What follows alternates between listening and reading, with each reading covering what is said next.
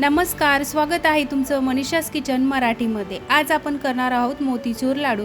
तर मोतीचूर लाडू करण्यासाठी सहसा बारीक झाऱ्याचा आपण वापर करत असतो, तर तो हलवायाकडेच मिळतो। आपल्याकडे असला बी तर त्याने आपल्याला जास्तीत जास्त प्रमाणामध्ये बुंदी पाडता येत नाही। पण आपण एक वेगळी ट्रिक वापरून आज मोतीचूर लाडूची बारीक अशी मोत्यासारखी बुंदी करणार आहोत। तर ती ट्रिक कोणती आहे तर ही व्हिडिओ पूर्ण बघा, त्यामध्ये तुम्हाला नक्की समजेल। तर चला सुरुवात करूया आजच्या रेसिपीला। तर मोतीचूर लाडू बनवण्यासाठी सर्वात आधी मी एक पसरट भांडं घेतलेलं आहे। आता आपण अशा प्रकारचं भांडं घेतलं की त्यामध्ये छान आपल्याला पीठ हलवता येतं, त्यामुळे पसरट भांडं घ्यायचं। त्यामध्ये 1 कप मी बेसन पीठ घेणार आहे। हे दुकानचं बेसन आहे, तुमचं घरचं असेल तर थोडंसं बारीक पीठ आपल्याला यासाठी लागतं। तर आता आपण हे सर्व बेसन चाळून घेणार आहोत, म्हणजे एकसारखं बेसन आपलं होतं आणि जेव्हा आपण पीठ भिजवतो तेव्हा पिठामध्ये गाठी होत नाही। तर अशा प्रकारे आपलं बेसन चाळून झालेलं आहे। आता आपण बेसन भिजून घेऊया। यामध्ये आता मी 1 पाऊण चमचा केशरी रंग टाकलेला आहे आणि 1 कप पाणी घेतलेलं आहे। 1 कप पीठ घेतलं होतं त्यानुसार आपण पाणी घेतलेलं आहे। तर आपण सर्वात आधी अर्धा कप पाणी टाकणार आहोत। तर पीठ आपल्याला छान असं एकसारखं भिजून घ्यायचं आहे, कुठेही गाठी राहता कामा नये। बघू शकता एकसारखं आपलं पीठ भिजून झालेलं आहे।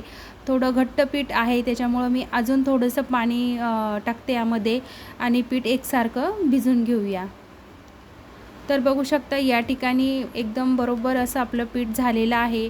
तर पीठ कसं आपल्याला भिजवायचं किंवा आपण असं चेक करू शकतो किंवा मग आपल्याला कळालं नाही तर आपण काय करायचं आहे, पीठ भिजवल्याच्या नंतर चमचा उलटा करून बघायचा, म्हणजे आपल्याला पीठ कळतं। तर या ठिकाणी मी पाऊण कप पाणी वापरलेलं आहे 1 कप पिठासाठी। तर बघू शकता या ठिकाणी आपलं परफेक्ट असं पीठ झालेलं आहे।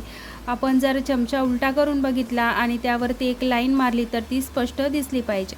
आता आपण लगेच पुढची तयारी करून घेऊया। एक कढई मी गॅसवरती ठेवलेली आहे, त्यामध्ये तेल टाकलेलं आहे आणि तेल आपल्याला एकदम बारीक गॅसवरती तापून द्यायचं आहे, म्हणजे साधारण 5 ते 6 मिनिटे आपल्याला तेल तापून द्यायचं आहे। तोपर्यंत आपण दुसरी तयारी करून घेऊया।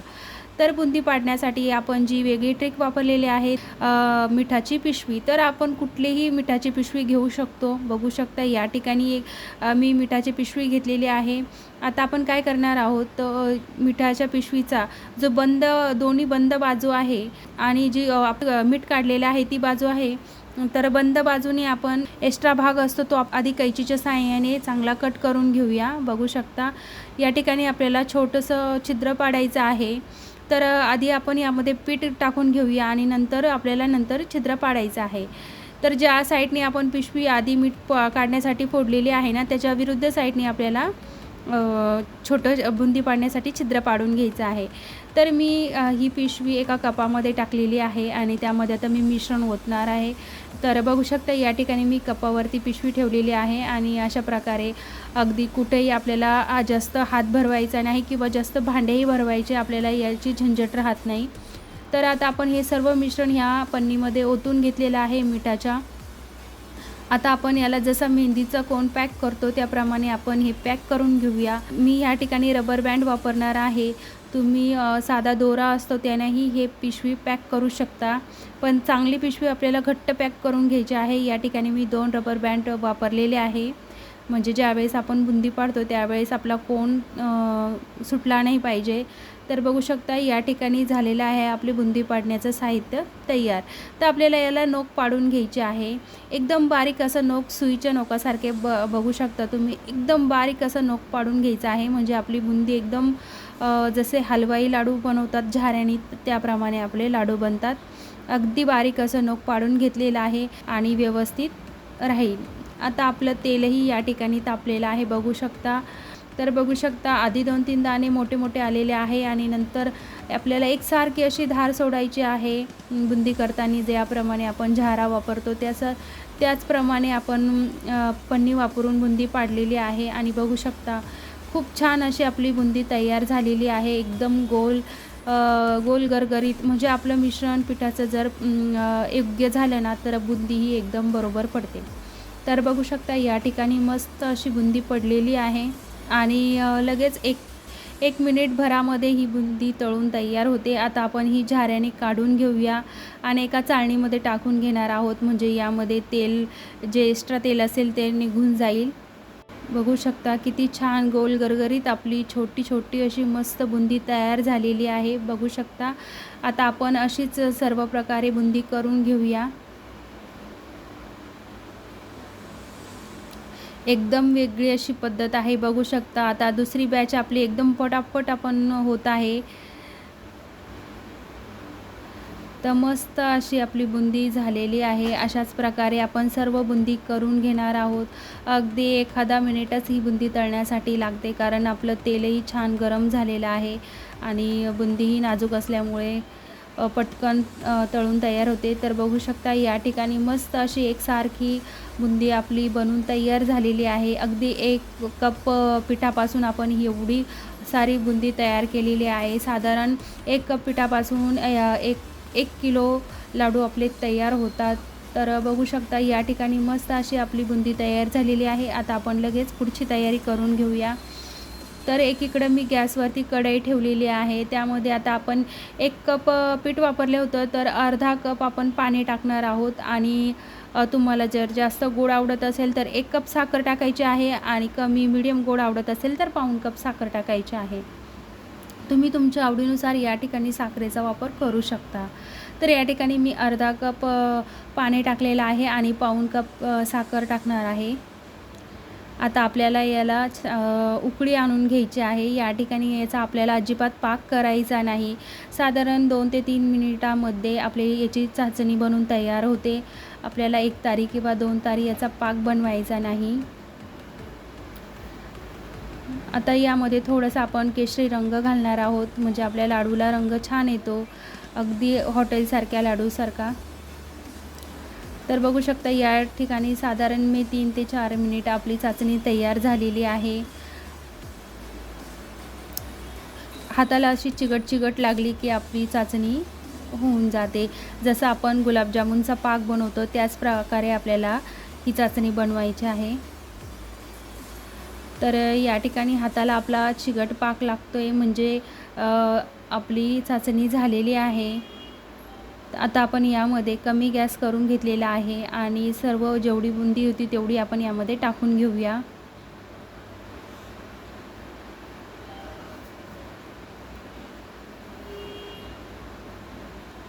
आता आपल्याला ही कमी गॅसवरती 1 ते 2 मिनिट चांगली शिजवून घ्यायची आहे, म्हणजे यातील जो पाक असतो ह्या बुंदीमध्ये छान मुरतो. तर बघू शकता या ठिकाणी मस्त अशी आपली बुंदी बनून तयार झालेली आहे. यामध्ये आता थोडेसे काजू आणि बदाम याचा बारीक काप केलेला आहे, आपण आता हे टाकून घेऊया. हे ड्रायफ्रूट टाकून आपण हलवून घेणार आहोत. या ठिकाणी तुम्ही मगज बी वापरू शकतात आणि 1 चमचा या ठिकाणी मी विलायची पावडर घातलेला आहे. आता आपण हे सर्व छान असं हलवून घेऊया.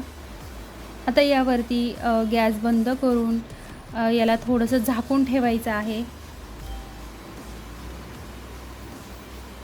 1 ते 2 मिनिटं आपण झाकून ठेवलेलं आहे. याला वाफ काढून घेतलेली आहे आणि बघू शकता मस्त अशी आपली बुंदीनी पाक शोषून घेतलेला आहे आणि एकदम रसरशीत आपली लाडू बांधण्यासाठी मिश्रण तयार झालेलं आहे. आता यावरती याचा रिच फ्लेवर येण्यासाठी आपण यामध्ये 1 ते 2 चमचे गावरान तूप टाकलेलं आहे, म्हणजे आपण तेलात जरी बुंदी बनवलेली असली तरी याला गावरान तुपाचा सुगंध येतो आणि लाडू आपले एकदम छान लागतात.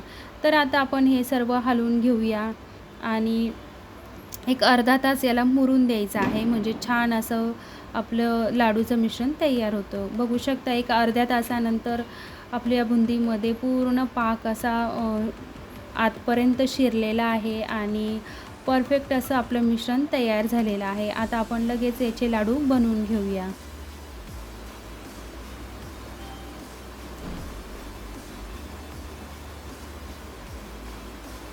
तर आता मी याचे लाडू बनवून घेते. बघू शकता किती छान असं रसरशीत आपले लाडूचं मिश्रण झालेलं आहे. अगदी आपल्याला ज्या साईजचे पाहिजे त्या साईजचे आपण लाडू वळवू शकतो, छोटे मोठे जसे तुम्हाला आवडत असेल त्या प्रकारे, अगदी लहान मुले असो की लहानांपासून मोठ्यांपर्यंत सगळ्याला आवडणारा पदार्थ आहे. तर घरच्या घरी जर असे लाडू बनत असतील तर कशाला आणायचे हॉटेलमधून किंवा मार्केटमधून. बाहेरचे कसे कोणत्या तेलात तळलेले असतात ते आपल्याला माहीत नसतात. तर घरी आपल्याला जसे पाहिजे तशा तेलामध्ये तुपामध्ये आपण तळू शकतो आणि मस्त अशी मिठाई आपण घरी बनवू शकतो.